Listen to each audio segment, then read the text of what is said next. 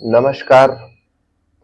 Chapter third current electricity के में आज हम लिमिटेशंस ऑफ ओम्स लॉ पढ़ने वाले हैं। ओम्स लॉ की लिमिटेशंस क्या क्या होती हैं, कब ओम्स लॉ काम नहीं करता है, और कुछ ग्राफ्स। इंपॉर्टेंट टॉपिक किस लिए है कि आपको पता होना चाहिए किस किस केस में ओम्स लॉ फेल हो जा रहा है, ओम्स लॉ काम नहीं कर रहा है। इससे पहले जो आपने चैप्टर पढ़े हैं आप उसमें काफी कुछ जान चुके हैं, कुछ लिमिटेशंस के बारे में भी पढ़ चुके हैं पिछले 2 चैप्टर्स में, लेकिन यहाँ पर हम सब लिमिटेशंस को एक जगह कंपाइल करके जानेंगे। चलिए शुरू करते हैं। देखो जी, हम जानते हैं कि जो कंडक्टर फॉलो करते हैं ओम्स लॉ को, कंडक्टर फॉलो ओम्स लॉ, वो कंडक्टर कहलाते हैं ओमिक कंडक्टर। ये चीज आप लोगों को क्लियर हो चुकी होगी। मतलब V प्रोपोर्शनल I, जैसे जैसे आप V को बढ़ाएंगे वैसे वैसे I बढ़ेगा। तो हमने प्रोपोर्शनैलिटी कांस्टेंट यूज किया था R, तो V equals to R I आया था, और R की जो वैल्यू आई थी वो आई थी V बाई I। रेजिस्टेंस की वैल्यू हमेशा V बाई I ही होती है, लेकिन फॉर ओमिक कंडक्टर ये जो R है ये हमेशा क्या होता है, कांस्टेंट। ये चेंज नहीं होगा। अगर मैं आपको डायग्राम से या ग्राफ से ये चीज समझाने की कोशिश करूं तो ये कुछ इस तरह से आप समझ सकते हैं। अगर इस तरफ हम लोग V और इस तरफ I माने, तो ओमिक कंडक्टर के लिए जो स्लोप होता है, जो ढलान होता है, जो tan थीटा की वैल्यू होती है वो हर पॉइंट पे इक्वल होगी। देखो स्लोप, या आप बोल दीजिए tan थीटा, इसको कैसे निकालते हैं हम, y बाई एक्स। y पर क्या है v, x पर क्या है I, ये है tan theta. For ohmic conductor ये जो tan थीटा की वैल्यू है ये कांस्टेंट होगी। क्या ये बात समझ में आई? इसमें कोई परेशानी हो तो आप बता सकते हैं। कहीं भी आप लाइन पे कहीं भी इस पे स्लोप फाइंड आउट करने की कोशिश करेंगे तो उसकी वैल्यू आपको कांस्टेंट ही मिलेगी। जब तक ये वैल्यू कांस्टेंट है तभी तक कंडक्टर जो है वो ओमिक कंडक्टर है। अब जो कंडक्टर्स फॉलो नहीं करते हैं ओम्स लॉ को, conductor do not follow Ohm's law, वो कंडक्टर कहलाते हैं non ohmic conductor. Clear? Non ohmic conductor में क्या होगा, देखिए रेजिस्टेंस का जो फॉर्मूला होता है ना, रेजिस्टेंस का जो फॉर्मूला है वो V बाई I ही है। ये फॉर्मूला हर जगह सही है, ये फॉर्मूला ओम्स लॉ का नहीं है। अगर आपको लग रहा हो कि ये ओम्स लॉ का फॉर्मूला है, नहीं, ये रेजिस्टेंस का फॉर्मूला है। आपको रेजिस्टेंस अगर फाइंड आउट करना है तो आप potential between both the ends of conductor को डिवाइड कर दीजिए current flowing through that conductor, तो आपके पास रेजिस्टेंस की वैल्यू आ जाएगी। लेकिन अगर रेजिस्टेंस की value through out the conductor रहेगी कांस्टेंट, तो कंडक्टर जो है आपका वो ओमिक कंडक्टर है। लेकिन यहां पर जो नॉन ओमिक कंडक्टर है, आर की जो वैल्यू होगी वो होगी वेरिएबल। ठीक है, आर की वैल्यू वेरिएबल होगी, ये कांस्टेंट नहीं होगी। अगर इसको आप ग्राफ से समझेंगे तो कुछ इस तरह का ग्राफ बनेगा, ऐसे, कुछ ऐसे। तो यहां पर जब आप स्लोप फाइंड आउट करने की कोशिश करेंगे, जब आप स्लोप फाइंड आउट करने की कोशिश करेंगे, यानी कि tan थीटा की जो वैल्यू यहां पर है, tan थीटा की वो वैल्यू आपको यहां पर नहीं मिलेगी। यहां पर जब आप स्लोप फाइंड आउट करेंगे, यानी कि tan थीटा यानी कि y बाई एक्स क्या होता है v बाई आई। तो यहां पर जो टेन थीटा की वैल्यू है, जो टेन थीटा की वैल्यू है ये कांस्टेंट नहीं होगी, ठीक है, ये कैसी होगी, वेरिएबल। तो ये कहलाएंगे नॉन ओमिक कंडक्टर। तो अब यही मेन चीज है कि ये कब कब non ohmic conductor, ohmic conductor होने के लिए ग्राफ हमेशा ऐसा ही बनेगा। अगर कोई भी कंडक्टर ओमिक कंडक्टर है तो ग्राफ ये वाला ही बनेगा, कोई और ग्राफ पॉसिबल नहीं है। लेकिन अगर कंडक्टर नॉन ओमिक कंडक्टर है तो हम अलग अलग तरह के ग्राफ देखेंगे, ठीक।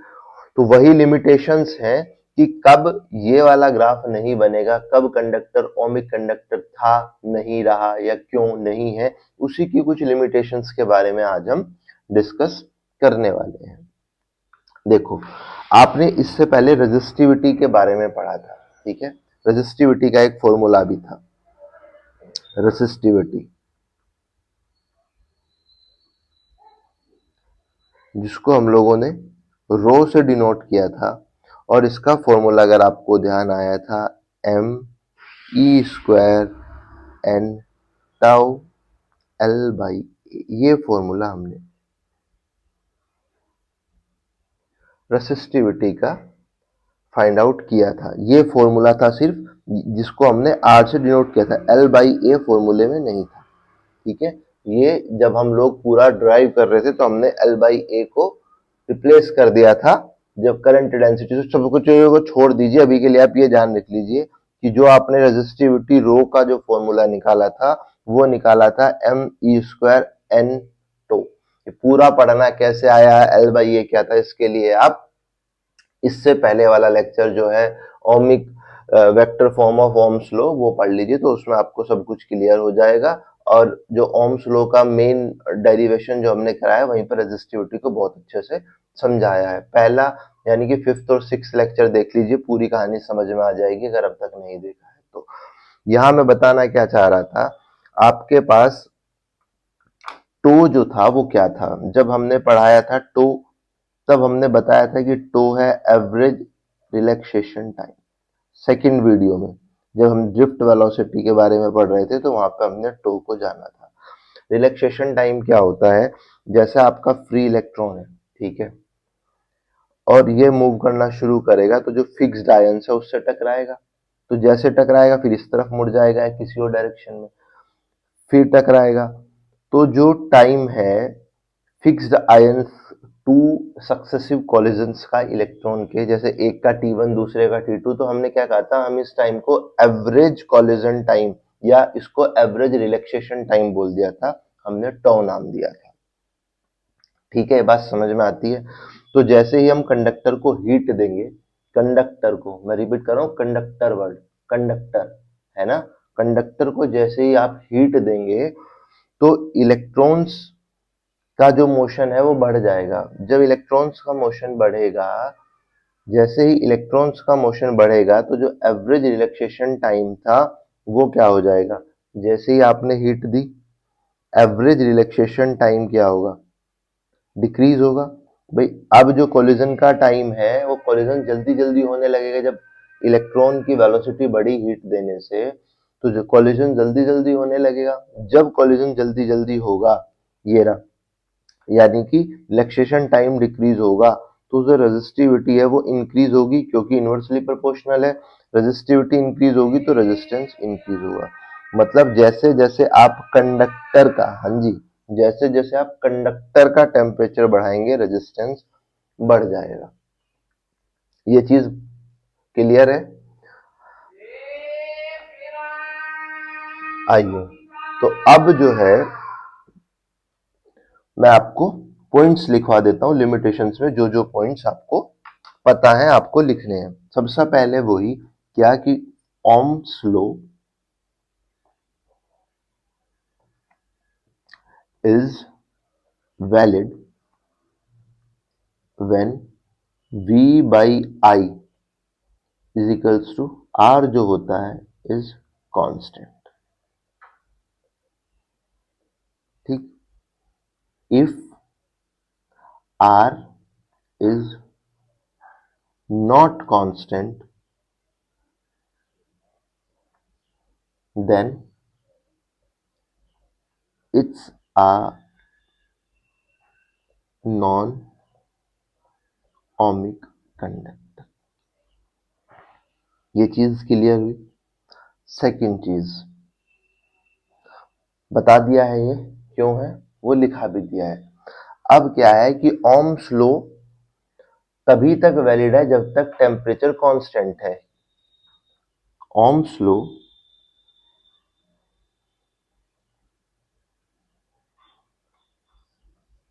is not valid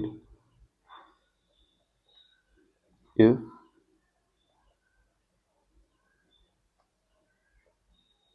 temperature is not constant। ठीक है, as temperature increases for conductor. मैं बार बार कंडक्टर पे इतना जोर क्यों दे रहा हूं, क्योंकि सेमीकंडक्टर के लिए ये वाली थ्योरी काम नहीं करती है, इसलिए मैं बार बार कंडक्टर वर्ड पे इतना जोर दे रहा हूं। ठीक है, रेजिस्टेंस ऑल्सो इंक्रीज। ये दोनों पॉइंट मैं आपको पहले समझा चुका हूं, जिनको मैंने थ्योरी के रूप में अब लिखा दिया है। ठीक है, अब आता है चौथा पॉइंट, जो रिलेशन है, relation between V and I also depend on the sign of V। मतलब पोटेंशियल डिफरेंस, पोटेंशियल डिफरेंस को हम हमेशा साइन के साथ लिखते हैं। ये केस कब आपको देखने को मिलेगा, ये केस आपको देखने को मिलेगा कब, डायोड के केस में। ठीक है, ये केस आपको देखने को मिलता है डायोड के केस में। डायोड आपको अपने सिलेबस में बहुत अच्छे से पढ़ना है, तो अभी उसको बहुत ज्यादा पढ़ने की जरूरत नहीं है, लेकिन इसका डायग्राम किस तरह से बनेगा। डायोड देखो, V नेगेटिव भी हो सकता है, इस तरफ पॉजिटिव होगा, इस तरफ नेगेटिव। I को हमने यहां ले लिया। तो जैसे जैसे आप V बढ़ाएंगे, ऐसे ऐसे I स्ट्रेट लाइन में नहीं बढ़ेगा, एक नॉन ओमिक कंडक्टर की तरह बिहेव करेगा। लेकिन इसमें बड़ी बात क्या है कि जब V को आप नेगेटिव कर देंगे, करंट तो तब भी फ्लो होगा ना, ऐसा तो यानी करंट फ्लो नहीं होगा। तो जब दूसरी साइड में करंट फ्लो होगा, तो उसका जो ग्राफ बनेगा वो कुछ इस तरह का ग्राफ होगा। ठीक, क्यों आया, कैसे आया, वो सब जब हम डायोड पढ़ेंगे तब उसके बारे में जान लेंगे। लेकिन अगर V का साइन चेंज हो रहा है, तो जो करंट है वो भी डिफरेंट डायरेक्शन में उस रेशो से नहीं बढ़ता है जिस रेशो से पॉजिटिव साइड बढ़ रहा था, जिस रेशो से नेगेटिव साइड में बढ़ा था, उस रेशो से पॉजिटिव साइड जो रेशो है वो V और I का नहीं रहता है। ये बात क्लियर है, जब आप डायोड पढ़ोगे तो इसको और अच्छे से जान लोगे। अब सबसे मेन टॉपिक आज का, मतलब मेन पार्ट पॉइंट, सेमीकंडक्टर, जिसकी जब मैं बार बार कंडक्टर बोल रहा था, तो ये भी चीज आप लोग जान लीजिए कि जो सेमीकंडक्टर होते हैं, ठीक है, सेमीकंडक्टर ओम्स लॉ को फॉलो नहीं करते। क्यों नहीं करते, अभी समझाता हूं। Do not follow Ohm's law. देखो, सेमीकंडक्टर में फ्री इलेक्ट्रॉन्स तो होते हैं, लेकिन फ्री इलेक्ट्रॉन्स इतने ज्यादा नहीं होते हैं जितने कि कंडक्टर में थे। ठीक, तो जब हम यहां पर हीट देते हैं, टेम्परेचर बढ़ाते हैं, तो जो फ्री इलेक्ट्रॉन्स है उनका जो मोशन है वो बढ़ जाएगा, मतलब जो ड्रिफ्ट वेलोसिटी की वैल्यू है वो बढ़ जाएगी। ठीक है, क्योंकि यहाँ पर इलेक्ट्रॉन्स उतने ज्यादा नहीं है जितने कंडक्टर में थे। तो जैसे ही इन्हें एनर्जी मिलेगी तो ये और एक्टिव हो जाएंगे, क्योंकि सेमीकंडक्टर के इलेक्ट्रॉन्स उतने एक्टिव नहीं है, एक्टिव तो है पर उतने नहीं है। जैसे इन्हें हीट मिलेगी ये और ज्यादा एक्टिव हो जाएंगे, वेलोसिटी बढ़ जाएगी। वेलोसिटी का मतलब है कि करंट बढ़ जाएगा हीट देने पे, ठीक है। इनको हीट देने पे जैसे ही आप इनको हीट दोगे करंट इंक्रीज करेगा। क्यों? क्योंकि ड्रिफ्ट वेलोसिटी बढ़ेगी। लेकिन कुछ टाइम के बाद जब इनकी स्पीड मैक्सिमम हो जाएगी, जब इनकी स्पीड मैक्सिमम हो जाएगी तो वापस से ये कंडक्टर की तरह बिहेव करना शुरू करेंगे। मतलब जब आप हीट दोगे तो फिर एक कंडीशन वो आएगी कि रिलैक्सेशन टाइम बहुत ज्यादा कम होने लगेगा और जिसकी वजह से वापस से रेजिस्टिविटी इंक्रीज करनी पड़ेगी। मतलब सेमीकंडक्टर में आपको दो तरह का नेचर देखने को मिलेगा। एक बार तो आपको रेजिस्टेंस डिक्रीज होता हुआ दिखेगा, लेकिन कुछ टाइम बाद रेजिस्टेंस वापस से आपको इंक्रीज होता हुआ दिखेगा जब आप हीट देंगे या टेम्परेचर बढ़ाएंगे सेमीकंडक्टर के केस में।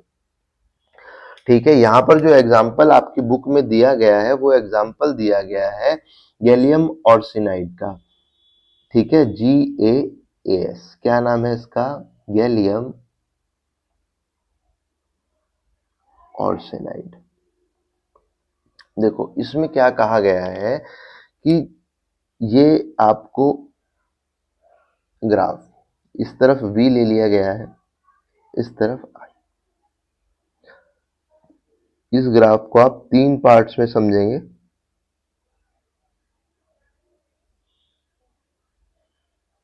देखिए, शुरू में जैसे ही आपने इसमें करंट फ्लो किया, टेम्परेचर बढ़ा कैसे है? जैसे जैसे आप वोल्टेज बढ़ाएंगे, हम हीट टेम्परेचर के बजाय बेटर वर्ड है कि आप यहाँ पे हीट लिख लें, ठीक है।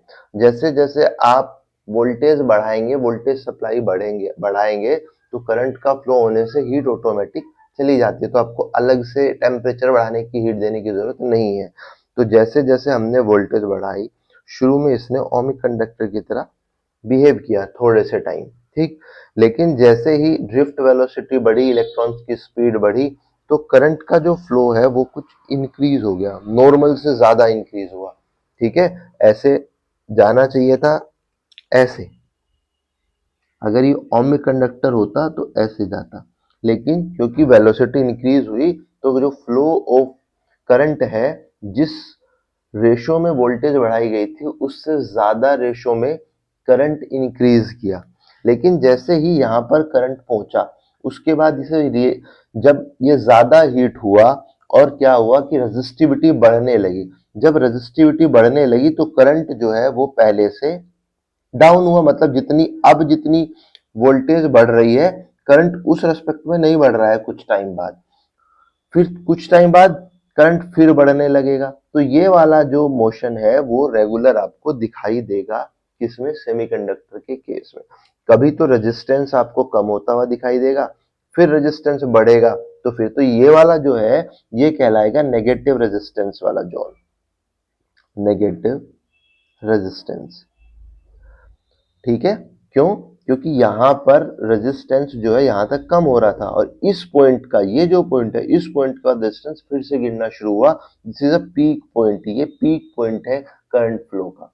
इसके बाद वापस से रेजिस्टेंस बढ़ना क्या हो गया? शुरू हो गया और करंट फ्लो होना कम हो गया। इसको हम क्या बोलेंगे? Non linear region. क्यों? क्योंकि यहाँ तक लीनियर था, लेकिन क्या हुआ, जैसे ही ड्रिफ्ट वेलोसिटी बढ़ी, इलेक्ट्रॉन्स और ज्यादा एक्टिव है तो करंट ज्यादा हुआ, तो यहाँ पे ये वाला जो रीजन कहलाया नॉन लीनियर।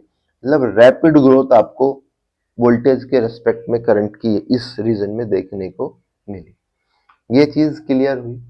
बहुत ज्यादा कुछ आज के लेक्चर में नहीं पढ़ा है, लेकिन आप ओम्स लॉ कहाँ पे हो रहा है अप्लाई, कहाँ पे अप्लाई नहीं हो रहा है, वो जानने के लिए आपको इस वाले लेक्चर को देखना पढ़ना जरूरी था। इससे आपके कॉन्सेप्ट को और ज्यादा क्लियरिटी मिलेगी। कुछ नया सीखा है? नहीं सीखा है। सिर्फ एक ये वाला लास्ट वाला पॉइंट है जो शायद नया सीखा हो। डायोड को आप नेक्स्ट चैप्टर में पढ़ेंगे, 14th शायद चैप्टर है, लेकिन आपको ये चीजें क्लियरिटी देंगी आपके कॉन्सेप्ट को। अगर आपको आज जो आपने पढ़ा है या पहले जो भी लेक्चर्स आप पढ़ते आ रहे हैं उनके नोट्स चाहिए तो आप बायो से जाके टेलीग्राम ग्रुप को ज्वाइन कर सकते हैं और टेलीग्राम ग्रुप पर आपको पीडीएफ मिल जाएगी जितने भी लेक्चर्स हम लोग कवर कर रहे हैं। और अगर आपको वीडियो पसंद आया हो तो चैनल को सब्सक्राइब कीजिए, वीडियो को लाइक कीजिए और अपने दोस्तों के साथ शेयर कीजिए। पढ़ते रहिए, मिलते हैं नेक्स्ट वीडियो में।